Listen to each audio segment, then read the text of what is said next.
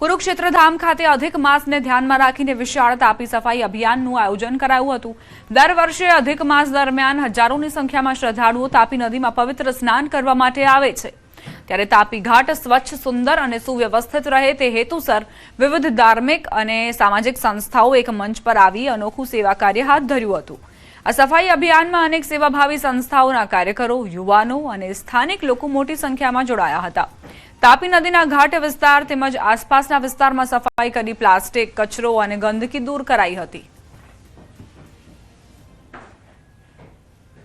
જે રીતે તાપી ઘાટમાં આવીને લોકો શ્રદ્ધાળુઓ સ્નાન કરશે એ સ્નાન માટે પવિત્ર પાણી એમને અનુભૂતિ થાય તે માટેનો આ સફાઈનો થકી અભિયાન કરવામાં આવી રહ્યું છે।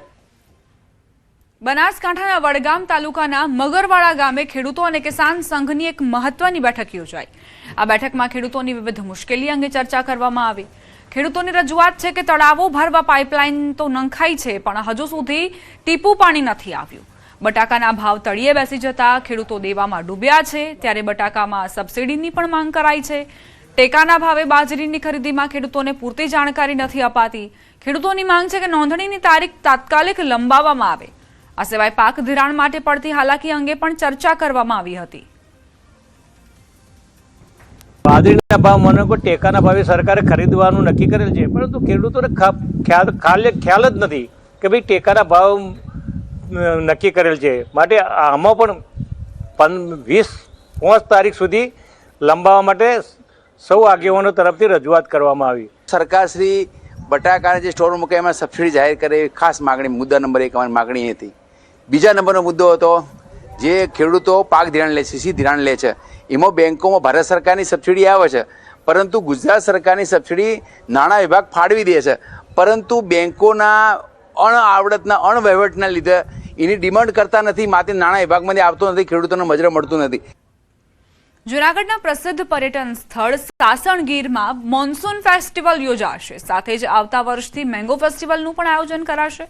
સાસણગીર ખાતેથી કૃષિ મંત્રી જીતુ વાઘાણીએ જાહેરાત કરી, જ્યારે છેલ્લા ઘણા વર્ષથી મેંગો ફેસ્ટિવલ છે બંધ અને જે આવતા વર્ષથી આયોજન કરવામાં આવશે। સ્થાનિક લોકોની રજૂઆતના પગલે ફરી મેંગો ફેસ્ટિવલ શરૂ કરવાની જાહેરાત કરાઈ છે। સાસણગીરમાં ચોમાસાની મજા પ્રવાસીઓ માટે ખૂબ જ આનંદદાયક સાબિત થશે। મોન્સૂન ફેસ્ટિવલ વન અને પર્યાવરણ મંત્રી અર્જુન મોઢવાડિયાની અધ્યક્ષતામાં યોજાશે।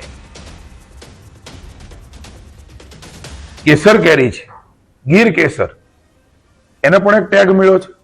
આજુબાજુ અમરેલી હોય, જુનાગઢ હોય, ગીર સોમનાથ હોય કે સાસણ હોય, આ બધાને એક કેરીઓનો સ્વાદ એ વિશ્વભરમાં આપણે આપીએ છીએ। ત્યારે આવતા વર્ષથી અહીંયા પણ મેંગો ફેસ્ટિવલ જે કૃષિ વિભાગ દ્વારા જેમ અમદાવાદમાં હમણાં થઈ રહ્યો છે 17 તારીખે, એ પ્રકારે અહીંયા પણ મેંગો ફેસ્ટિવલ એ થશે। અર્જુનભાઈ નક્કી કર્યું છે મોન્સૂન ફેસ્ટિવલ વન વિભાગ એ ઉજવવાનો છે, લોકોને આકર્ષવાના છે, કારણ કે સવાર, બપોર, સાંજ એ વરસાદની અલગ અલગ હોય છે। વરસાદ પડી ગયા પછીની આપણી સાથે વાત કરતા એ વૃક્ષો અને એ આનંદ કિલ્લોલથી પશુ પક્ષીઓ, આપણા વન્ય પ્રાણીઓ એ પણ વિશેષ હોય છે। પ્રધાનમંત્રી નરેન્દ્ર મોદી ગુજરાત પ્રવાસે આવશે। 10 મે રાત્રિએ આવશે પ્રધાનમંત્રી નરેન્દ્ર મોદી ગુજરાતમાં। 10 મેના રોજ રાત્રિ રોકાણ કરશે પ્રધાનમંત્રી મોદી। જામનગર ખાતે રાત્રિ રોકાણ બાદ સવારે સોમનાથ દાદાના દર્શને જશે। સોમનાથ મહાદેવ મંદિરે પ્રધાનમંત્રી મોદી પૂજન અર્ચન કરવાના છે। સોમનાથ વિરાસતના 75 વર્ષની ઉજવણીમાં સહભાગી થશે। વડોદરા ખાતે પાટીદાર સમાજના કાર્યક્રમમાં પણ તેઓ હાજરી આપવાના છે। બરોડા આકાર પામેલા સરદાર ધામનું લોકાર્પણ તેમના હસ્તે કરવામાં આવશે।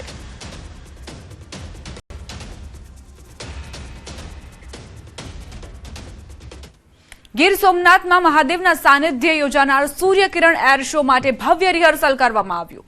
મંદિર પરિસર અને આસપાસના વિસ્તારમાં ભારતીય વાયુસેનાની ટીમ દ્વારા આકાશમાં આકર્ષક કરતબોનું પ્રદર્શન યોજાયું। આ દરમિયાન નાયબ મુખ્યમંત્રી હર્ષ સંઘવીએ સોમનાથ મંદિર સહિત આસપાસના વિસ્તારોનું નિરીક્ષણ કર્યું હતું। પ્રધાનમંત્રી મોદી સોમનાથ મહાદેવને શીશ ઝુકાવશે તે સમયે ખાસ સૂર્યકિરણ એર શોનું આયોજન કરાયું છે। તેના ભાગરૂપે મંદિર પરિસરની ઉપરથી એર શોનું રિહર્સલ સફળતાપૂર્વક પૂર્ણ થયું।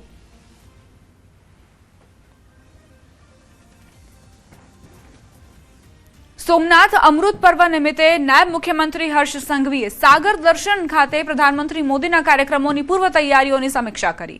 અધિકારીઓ અને મંત્રીઓ સાથે બેઠક યોજી હતી તો પીએમના રોડ શો સહિત રૂટનું પગપાળા નિરીક્ષણ કરી તાગ મેળવ્યો હતો. ગરમીની ઋતુ હોવાથી પીએમના રોડ શો અને સભા સ્થળ ખાતે નાગરિકોને ગરમી ન થાય તે માટે સ્પ્રિંકલર્સ અને પાણી છાશ સહિતની પૂરતી વ્યવસ્થા ગોઠવવા માટે સૂચન કરાયા હતા.